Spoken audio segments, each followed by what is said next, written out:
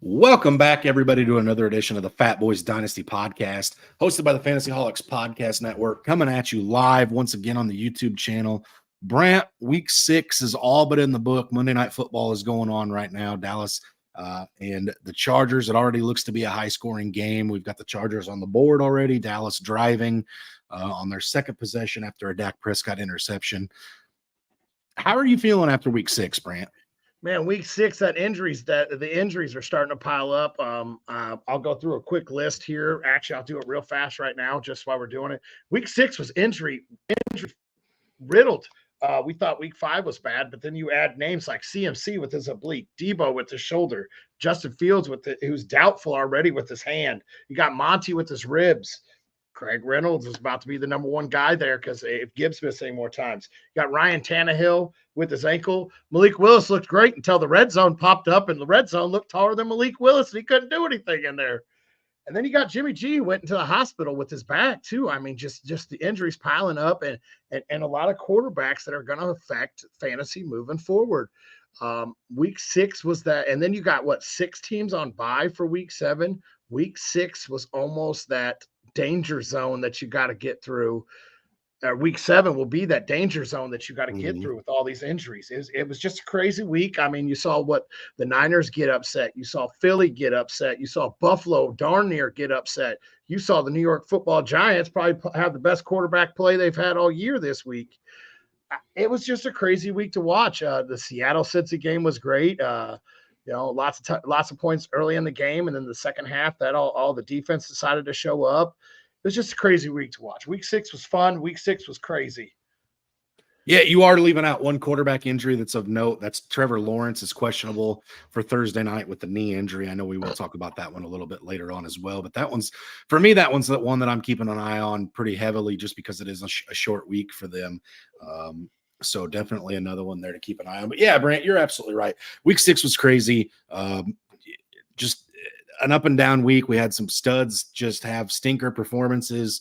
I don't know, like the wide receiver number 4 on the week, DJ Moore was atrocious. I don't know if everybody wanted to jump me, Brant, for my DJ Moore take. I wonder if anybody's going to come say, oh, well, maybe it wasn't that terrible after he comes and he's like wide receiver 38 on the week. But no, that's all right. I digress. I'll let everybody have a pass on it because the Bears offense just struggled this week, and I don't expect him to be that bad moving forward. But he's about to get a quarterback that will throw the ball.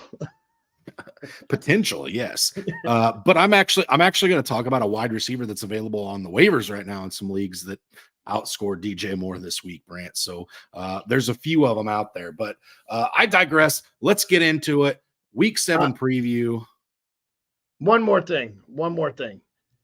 Did that game with the Niners, is Brock Purdy, does he rely too much on his studs?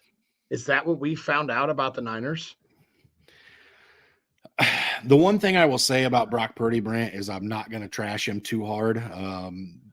The Browns have a pretty good defense, and show me a quarterback that's playing super well this year that has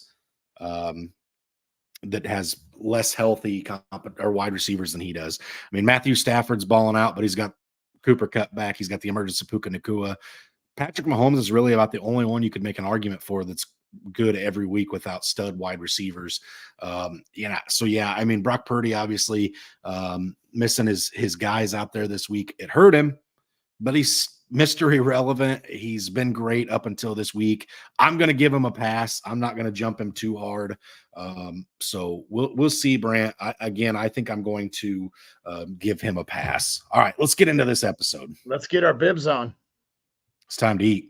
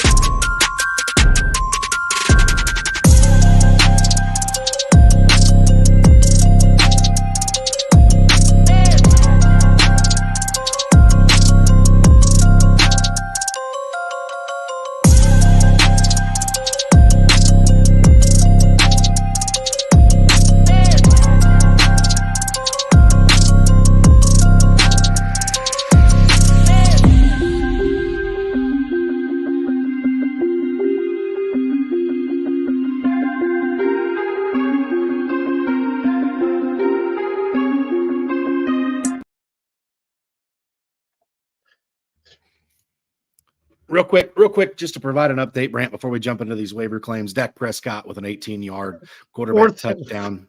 4th and 1, and they just let him scamper on in. That's what I was laughing about while you were talking about Purdy. That's what I was giggling about. So definitely good to see Dak redeem himself. All right, let's get into these waiver claims, Brant. Who's somebody you're looking to add prior to the start of Week 7? I'm looking to add a guy that both you and me were really high on prior to the NFL draft, and we had him. I believe both of us had him as one of our top 5 running backs. That's Zach Evans there for the Los Angeles Rams. I know we saw Williams come on strong. We saw Ronnie Rivers come on strong. Well, Rivers just got a PCL sprain. He's looking to miss some weeks. Williams has a mid ankle sprain. Zach Evans is the last guy standing there. And I mean, he looked to be very decent this week. And if both of these guys can't go next week, this is almost a plug and play guy. We've seen these running backs just come out of nowhere on the Rams and become fantasy relevant. Even Ronnie Rivers was doing it as the backup. So Zach Evans is probably one of my top waiver claims this week there for the Rams. Like I said, especially if you're going through, the issues of hurt running backs or bye weeks running backs, Zach Evans is a guy that you can plug in and play. Yeah, absolutely, Brant. It's like you said, it's kind of that bipocalypse we're getting ready to come into this week. We kind of have one of those every year. There's a couple of weeks this season where there's some really, really top end talent that's out, and then there's just some weeks where there's a lot of numbers. And this week is that week where there's a lot of teams on bye. And there's, like you said, there's some value.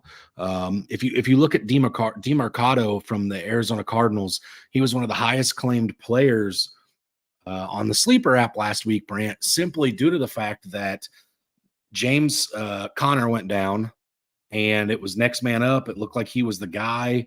And again, that's not taking anything away from anybody who picked him up. It's a guessing game with these waiver claims. It truly is. That's why these guys aren't drafted to begin with. And now you're looking at guys, Jordan Mason, prime example, Brant, has almost been picked up in 500,000 leagues on Sleeper at this current point. So it's a roster change right now.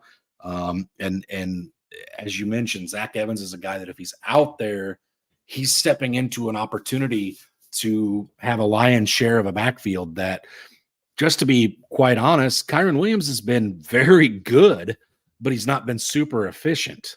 The numbers look great right now, Brant, but his breakaway numbers aren't great. His yards after contact aren't great. He's just been literally the lucky recipient of volume, essentially. Mm-hmm. And volume's king, I understand. And you may be talking about that same thing with Zach Evans right here. So I like the Zach Evans one, Brant. I think you're right on with that one. We'll see how that works going into this week here. I'm going to skip my running back for a minute because he's one that you may not have to use a waiver claim on just because their team is going into a bye. So I'm going to jump to a wide receiver, Brant.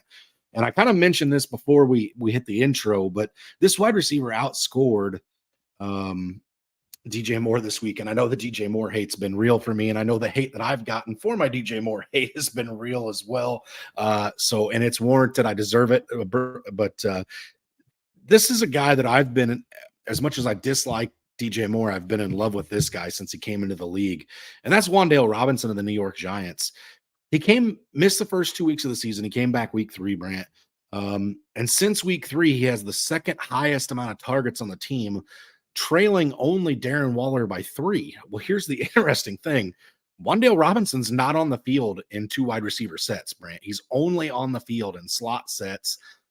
And what that tells me is this guy has a huge target share when he's on the field. In the last 3 weeks, he's had 6 targets or more every game, the highest by any Giant wideout during that stretch. He's efficient. It's not super great. He's a smaller guy. It's not like he's not getting a bunch of yards after catch. He's not, burning people on these, but he's getting 8. Like this week, he had 8 receptions, Brant, and PPR formats. That's insane to be sitting out on the waivers. And he's available in like 30% of leagues out there. So what Wan'Dale Robinson to me should be probably the number 1 waiver claim in PPR leagues, especially going into a bye week. He's got a late bye week, week 13. He's a guy that's getting targets right now. And it's not just a Tyrod Taylor thing. He was getting the targets with Daniel Jones too. And with that offensive line being as bad as it is in New York, it's one of those things that he benefits from being in the slot. He was running those slant routes, the short routes. It's one of the few places where Daniel Jones or Tyrod Taylor can go to get the ball out of their hands quick. I like Wan'Dale Robinson rest of season, Brent. Yeah, absolutely. We've been talking about who's going to step up, who's going to be that guy there in New York, and it's looking like it's him. All off season, I told you it was Waller, but boy, was I wrong. So I'm going to go. You and America, Brant. You and America. Everybody was on Darren Waller, not just you. So I'm going to go talk about a guy. Yeah, he finished as wide receiver 31 this week, but everybody says you want a piece of this offense. You always want a piece of this offense. Well, this is the guy that saw 4 targets, caught 4 balls on Thursday night, and that's Rashee Rice. This guy, he was on the field for 49% of the snaps. His snap share is, gone from 31 up to 51, around 49 is about his average right now.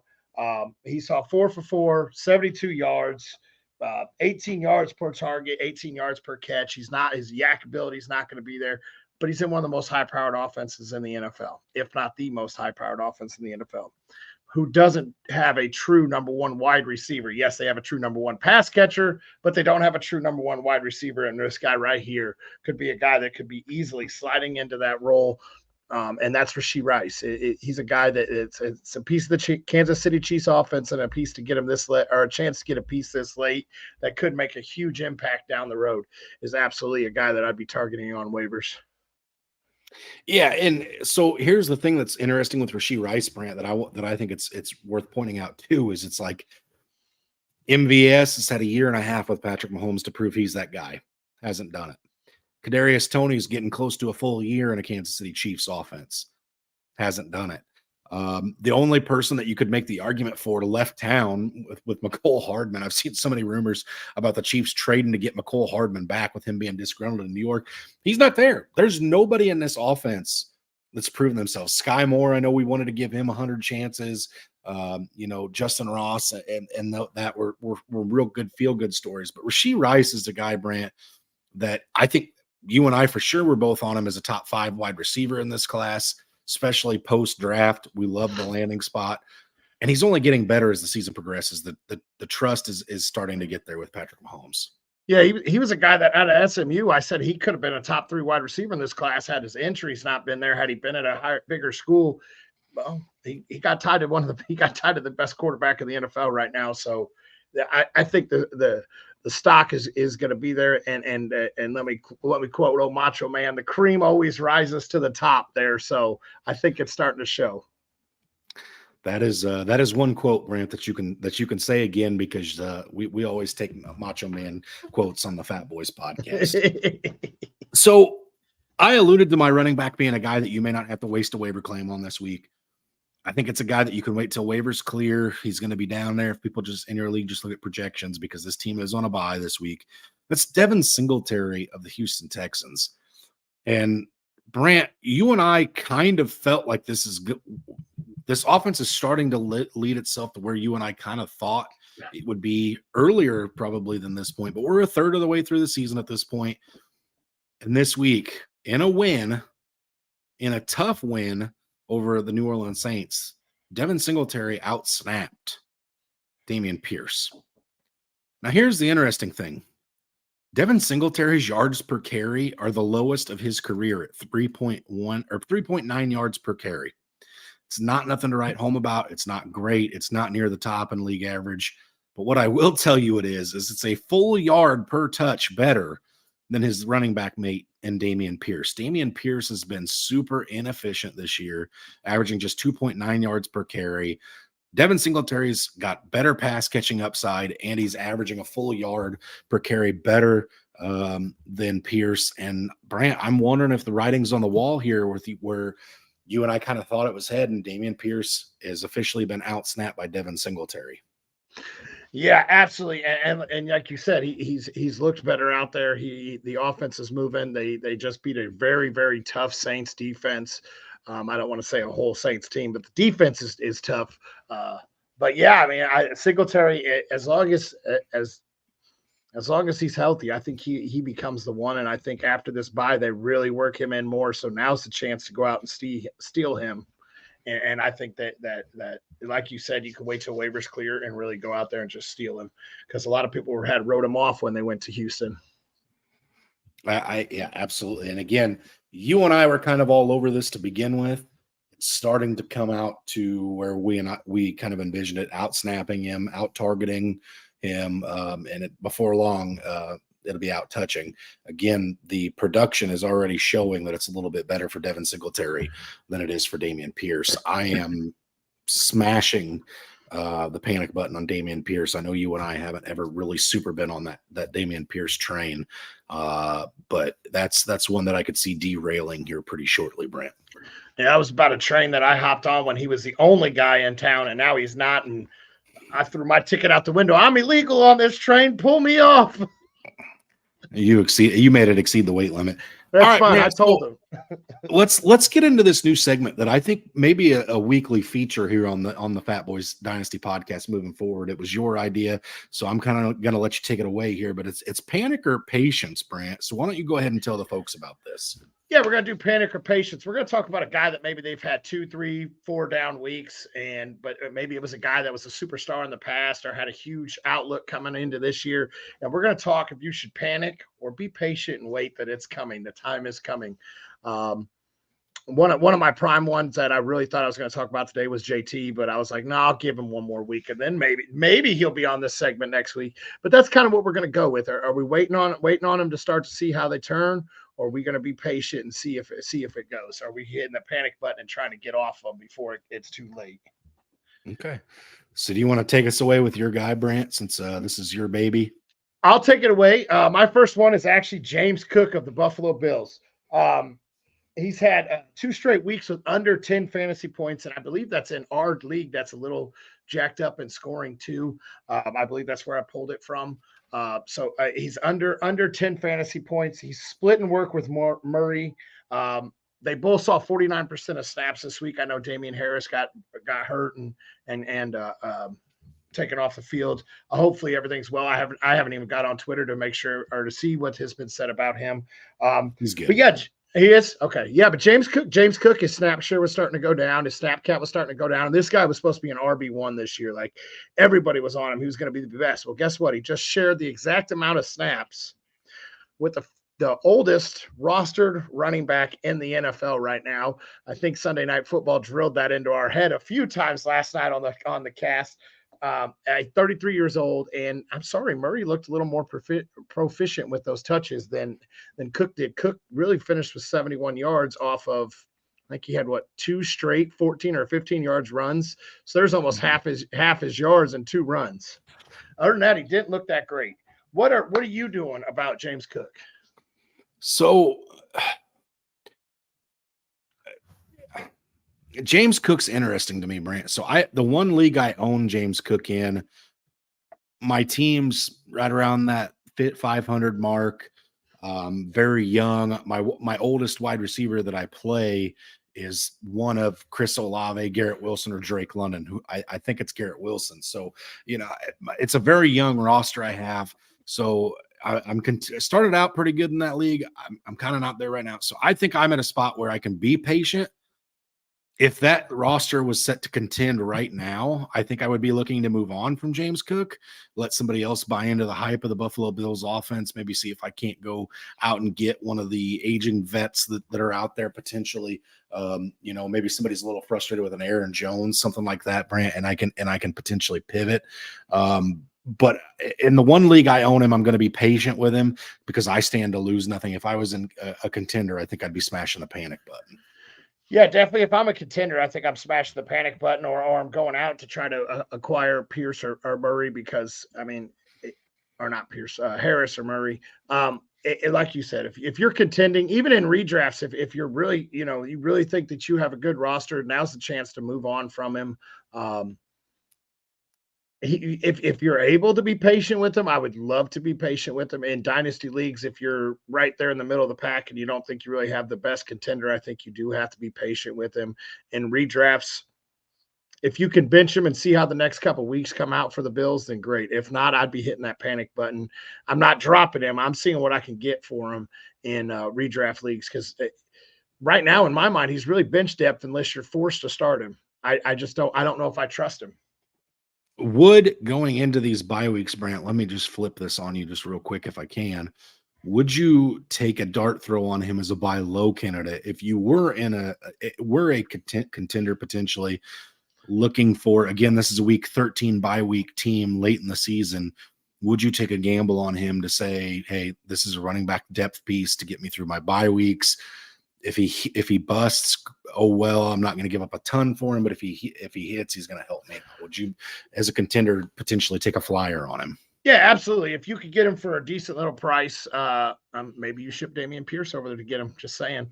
But yeah, if you can get him for a decent price and you're not giving up too much, then absolutely, I would use him for all these apocalypse coming up. But like I said, if you can, I would probably try to hit the panic button a little bit on it. It scares me a little bit how good Murray's actually looked. Okay. All right, Brant, I'm gonna come at you with a guy that I'm wanting to know your panic to patience meter here. The only thing is I'm not gonna bring up his name to you right off the jump. I want you to get a unsolicited, genuine, heartfelt reaction from you on this player. So it is a player from the wide receiver position. This is a guy that had extremely high draft capital. And I would say he's coming up short. I do own him in a couple of other leagues myself, and I've been some weeks extremely happy with him, some weeks extremely not. And last year, this guy was kind of the epitome of consistency. So this guy has only seen double-digit targets twice all season. Like I said, it's either been a feast or a famine with him. The offense that he is on is not nearly as good as it was last year. Definitely been some slow, sluggish games for this offense. And the number one wide receiver in this offense has had more targets than this wide receiver in every game except for one. So he's never going to be the alpha in his offense. Again, feast or famine so far this season, and the volume's a little low right now. So do you have any guesses as to who this might be? Well, prior to the show, I said Devonta Smith, and guess what? It's Devonta Smith. I was going to say I'd have to say it again. And we talked about this. I am in our dynasty league. I'm not panicking, but in my redraft league that I do own him in, I am. But in dynasty, I'm not, because I have the depth that I'm able to bench him. Heck, I just benched him for the number one running back on the week. Yes, I'm going to toot my own horn a little bit. I put in 97-year-old banged up Raheem Mostert in there. But either way, yeah, I'm panicking. I really am panicking. We've seen DeAndre Swift come out, look phenomenal. We've seen them. AJ Brown threw his temper tantrum, hissy fit, and it's almost not been the same for Devonta Smith ever since that hissy fit in week 3. And yeah, I am panicking. I am redraft leagues. I'm really panicking on him. Our dynasty, like I said, I'm not, because I do have the depth, his age. You would have to come at me with a heck of an offer to come get him. But yeah, this is a guy that I am panicking a little bit on. I don't know if Hurts is going to be able to support them both this year. We saw Goddard come out and ball out 2 weeks ago. He had a rough one this week. But I don't think that. I think people are starting to figure that offense out a little bit this year. So I think they need to go back into the arsenal, and maybe they'll figure it out. But yeah, I am panicking just a little bit with Devonta Smith. So the question then becomes to me, Brant, because I'll tell you from me personally, the Eagles from a fantasy perspective have me nervous. First of all, losing to the New York Jets with and not looking better pass wise with Sauce Gardner out. The other starting quarterback there, what's his name? He was out this week as well. And they had second and third string guys out there on the field, and they had 3 interceptions. Jalen Hurts looks shaky at best this week, in my opinion. I'm kind of nervous as a whole, because in years past, Brant, it's been Miles Sanders, when he was the guy, it was like, I don't want to put him out there because I don't trust this offense to give one running back more work than the other. Kenneth Gainwell's still in the mix, getting some touches here and there. Swift, I understand, has been the guy, but it's like, are we starting to trust that we play running backs for Philadelphia and maybe we temper expectations with the wide receiver pass catchers? Because like outside of AJ Brown, there's been no consistency with Devonta Smith and Dallas Goedert this year. Devonta Smith is wide receiver 28 right now in PPR formats, and Dallas Goedert's wide receiver tight end 10. So neither one of these guys are having atrocious seasons, Brant, but they're both drafted higher than where they're at respectively right now. And I'm just wondering at a third of the season, are we saying, hey, I'm smashing the panic button. I'm not going to panic sell these guys, but I'm smashing the panic button. I don't want the inconsistency on my roster anymore. Let me go out and get, maybe you're a contender and you can move Devonta Smith to a Keenan Allen owner who's just come off his bye week playing right now, barring injury, maybe, who's having a heck of a season. Or again, maybe you move Devonta Smith to a younger team that has Adam Thielen, and you get Adam Thielen in a draft pick back. I'm just spitballing. I don't own Devonta Smith in a dynasty league, so I can't gauge. You'd have to tell me where his value is a little bit maybe there. But for me, Brand, I do feel like there's some level of like, as a contender, where am I plugging him into my lineup and saying, okay, this is Gabe Davis. If he goes out and scores 50, I'm happy. If he scores 10, it is what it is, but he's got the high ceiling, so I can live with it. Or is it one of those things like he's a guy that I drafted to be a wide receiver 1, high wide receiver 2, and I'm not getting the consistency and I'm looking to move?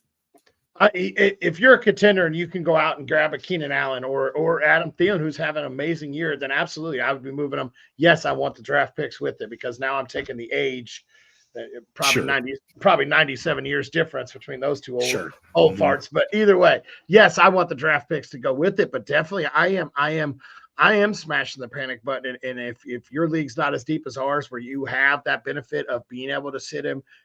Me as an owner right now, he is matchup based to me.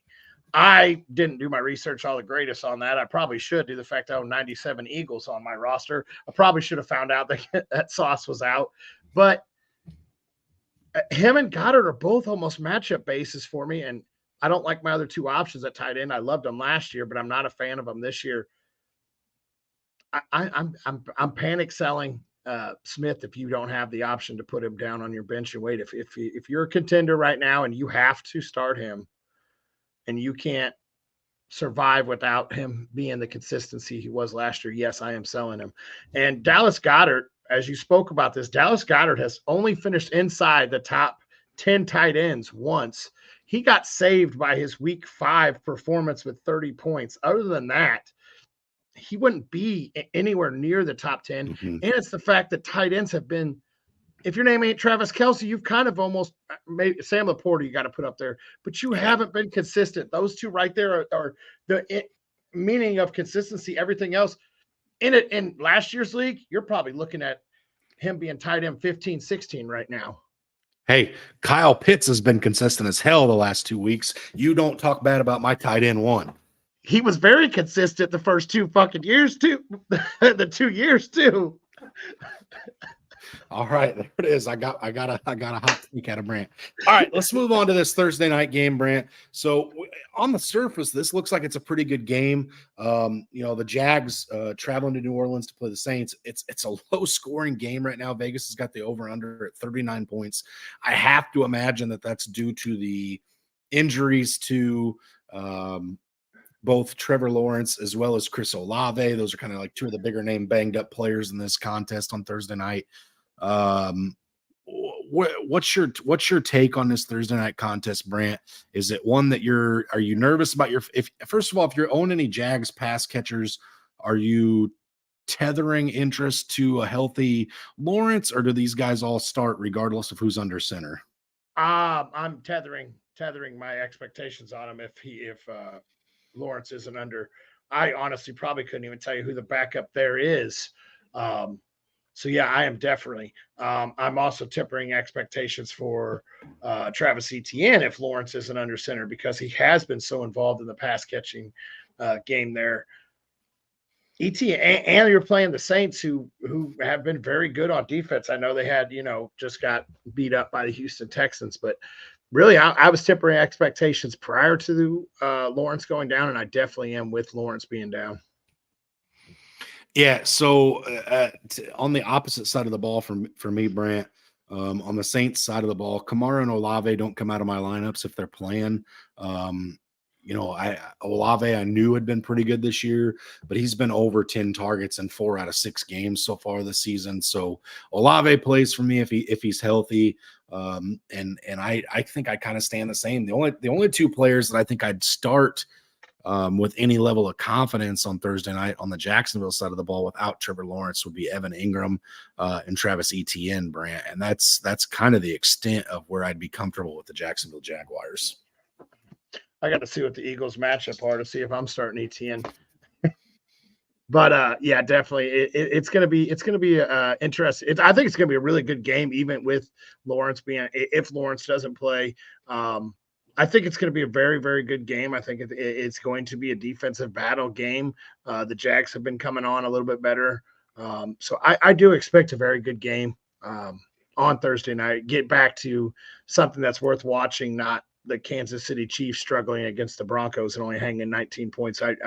I don't understand that at all. But this one should get us back to the first couple weeks of Thursday night football where the games were actually exciting to watch. So I did just really quick want to go over this, Brant, just really quick as kind of like parting words, if you will. This week we have the Carolina Panthers, Cincinnati Bengals, Dallas Cowboys, Houston Texans, New York Jets, and Tennessee Titans all on bye weeks. So on a lot of those rosters, it's top end talent that you're missing this week, but definitely going to be hurting losing some of those names, Brant. Guys, go out there after the waivers clear. Go out there and see if Tajay Spears was dropped. He outsnapped Derrick Henry again. Go out there and see if Tajay Spears was dropped after waivers clear and see if you can snag him and stash him on your bench with the bye week coming.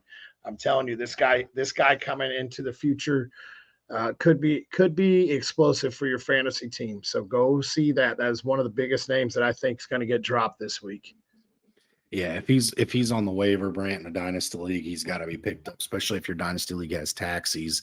I do think while Derrick Henry's in town, I personally couldn't start Tajay Spears with any level of confidence. But once Derrick Henry is at his age and his usage, he could go down at any time. Again, not to wish that on Derrick Henry as a Derrick Henry owner. I don't want to see that happen. So I'm thinking it more as the Titans are ready to maybe throw the white flag and give Will Levis a chance and see what this team looks like with the youth. They're possibly shopping Derrick Henry too. I've heard that he could potentially end up in Baltimore or Buffalo. So stay away from Baltimore. You'll die. You'll die there in Baltimore. Stay away. Well, that's just a J.K. Dobbins thing, I think. So the other running back's been the quarterback's been healthy when he runs as much as he does. So yeah, speaking of, I thought he was going to stop running as much this year. Anyway, I digress, Brant. I think that pretty well wraps us up for this week. We will be back Wednesday with the Fantasy Holics podcast. Back again on Sunday with the live start sits. We're busy guys this time of the year, coming at you live 3 times a week. The Wednesday show is also live now. Jump on, say hello to the co-hosts and Josh Rodriguez and Patrick Jacks, a couple of good guys that we get along with and enjoy talking some shop with, Brant. Guys, also before we sign off, anybody wants to help me with the Survivor League, give me your pick of Survivor this week. I got lucky and snuck out with the Bills last week. I should have listened to Bo when he told me the Ravens. I could have not had to sweat it all the way through Sunday night. Guys, help me out here with your Survivor picks. The games are starting to become a little more interesting. Let's hear what you got. But as always, stay hungry. Stay fat, my friends.